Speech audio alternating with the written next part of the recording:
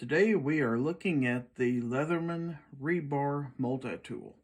You will notice that all tools lock in place. Once they've been deployed, in order to fold them back in, you have to press the release that protects your fingers. A lanyard ring to attach it safely and securely to a lanyard, needle nose, and regular pliers, along with a electrical wire crimper beneath.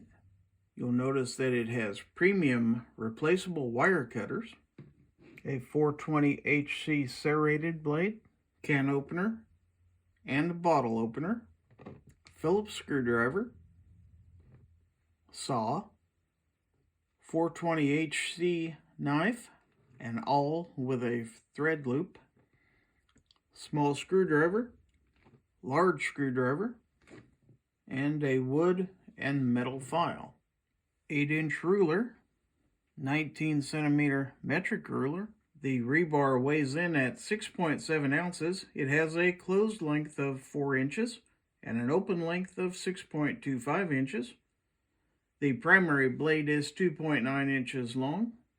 The overall width is 1.18 inches and the thickness is 0.65 inches. All this is made out of 420 HC stainless steel.